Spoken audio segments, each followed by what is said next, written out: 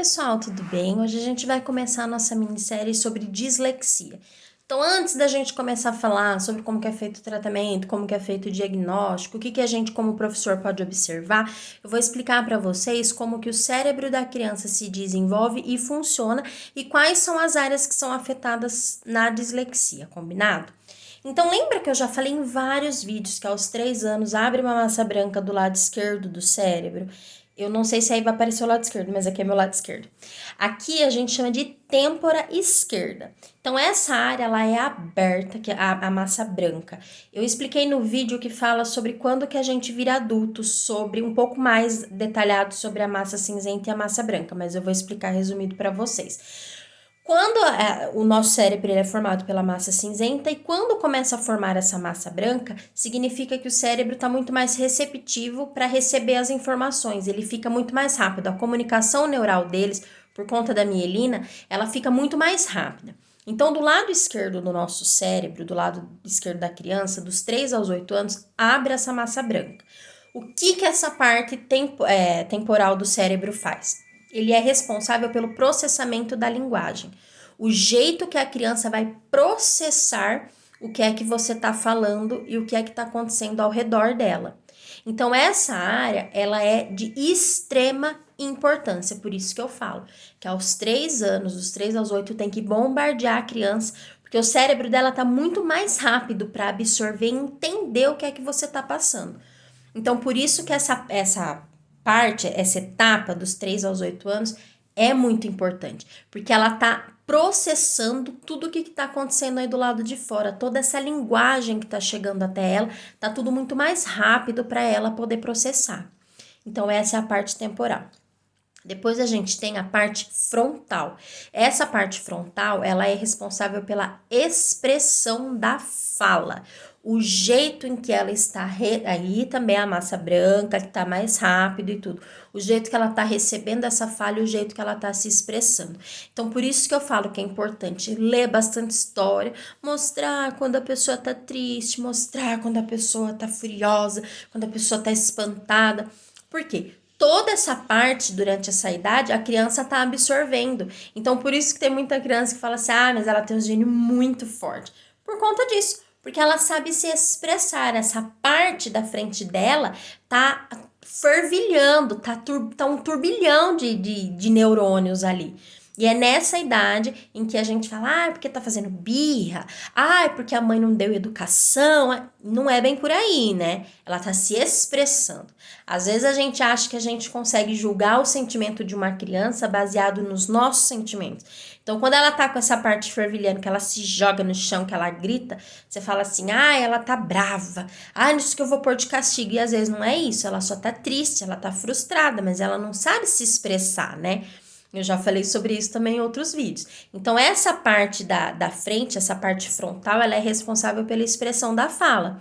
E a parte occipital, que é a parte que eu falei sobre a leitura também, né, em outro vídeo, ela é responsável pelo processamento visual. Por isso que a gente usa a parte occipital para a gente poder ler. Atravessa o cérebro inteiro para a gente poder ler. Então, é onde está fervilhando de neurônios, fazendo essas ligações muito mais rápidas no cérebro da criança, para que ela consiga enxergar o mundo, compreender o mundo.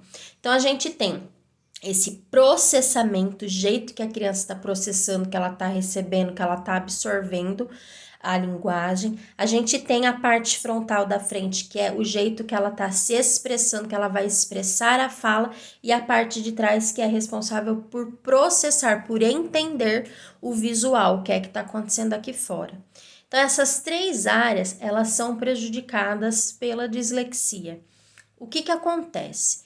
Quando a criança, a mãe tá grávida, né, até os 3 meses de gestação, tá acontecendo a formação do cérebro da criança, a formação neural da criança. Então, é onde eu costumo falar para os meus alunos, eu vou usar uma linguagem um pouco mais lúdica para vocês entenderem. É onde acontece dos neurônios irem para o lugar errado, digamos, para os hemisférios errados, e eles vão com um pequeno defeitinho bem pequenininho que não dá para ver a olho nu, né? Ele só é visto em ressonância magnética, mas é a ressonância magnética funcional. Não é aquele exame que você faz, vou ver se meu filho tem dislexia, põe lá na ressonância magnética, ele tem dislexia. Não, não é assim. Essa ressonância funcional, ela funciona assim. Colocam as crianças lá dentro sem estímulo nenhum, fazem uma análise de caso, depois começam a estimular certas coisas na criança, colocam ela de novo, vê o que acendeu, o que não acendeu. Então, é desse jeito que não só assim, né, mas que foi descoberto esse transtorno do neurodesenvolvimento por conta dessa ressonância magnética funcional, né? Que percebeu que essas áreas do cérebro das crianças que têm dislexia, elas são afetadas.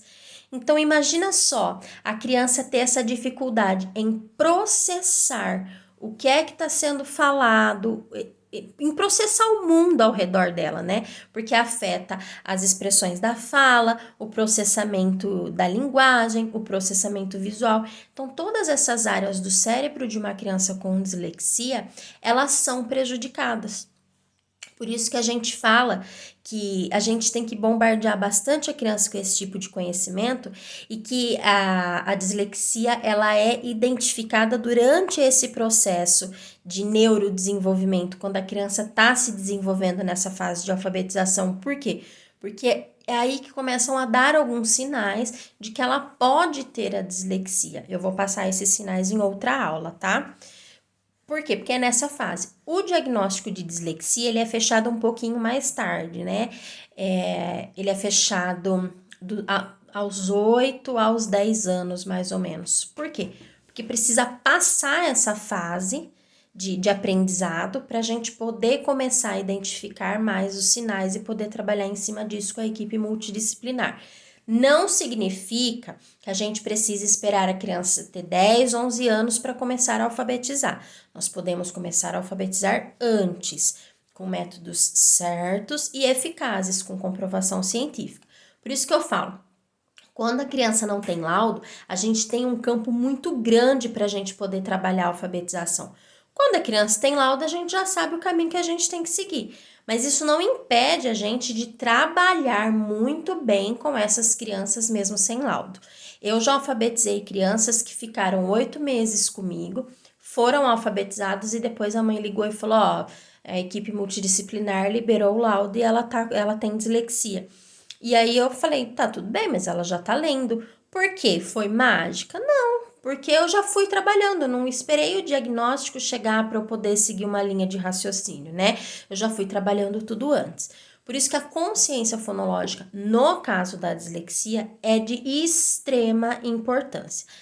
Mas você falou isso no TEA, você falou isso no TDAH. Sim, são importantes.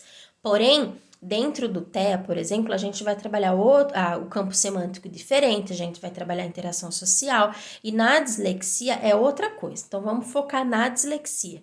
Por que é importante a consciência fonológica? Porque lembra que o processamento da linguagem, a expressão da fala e o processamento visual é afetado na dislexia? Quando a gente começa a fazer a consciência fonológica com a criança, que a gente começa a trabalhar rimas, as aliterações, a perceber esses sonzinhos que terminam igual, para eles têm muita dificuldade, porque eles têm essa falha no processamento da linguagem. Então, para eles é muito difícil começar a perceber esse sonzinho. Por isso que tem que ser trabalhado e muito bem estruturado. Por quê? Porque ela precisa fazer essas ligações neurais necessárias para que haja sentido para ela. Por isso que a consciência fonológica é de extrema importância em alunos que têm dislexia. Porque eles precisam ir treinando esses neurônios que foram com defeitos para outros lugares e fazer sentido para a criança.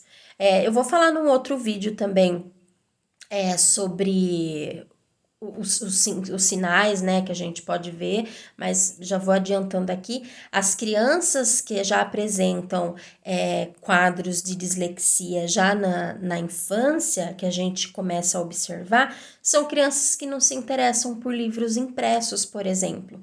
Por quê? Porque para ela não faz sentido aquele monte de letra, entendeu?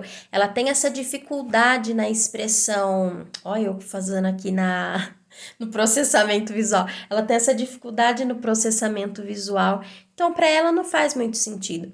Por isso que quando você não faz uma intervenção correta, você começa a fazer a alfabetização dessa criança e aí você começa já a passar palavras longas. E aí a hora que ela chega no final da palavra, ela nem lembra mais o que é que tá no começo. Por quê? Porque ela tem essa disfuncionalidade no processamento dela.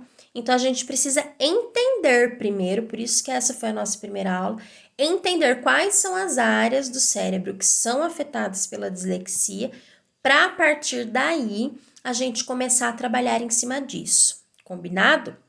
Então hoje eu já expliquei para vocês as áreas. Nos próximos vídeos eu vou explicar como trabalhar, eu vou explicar para vocês quais são os sinais, como que é feito esse diagnóstico. Vou explicar para vocês sobre a formação do cérebro intrauterino e tudo isso, mas esse primeiro vídeo ficou para vocês entenderem as áreas que eu falo que abrem no cérebro, né, as áreas do neurodesenvolvimento, para receber a alfabetização e para que vocês entendam quais são as áreas de uma criança com dislexia que tem problema, combinado? Então eu espero vocês num próximo vídeo. Um beijo e até a próxima!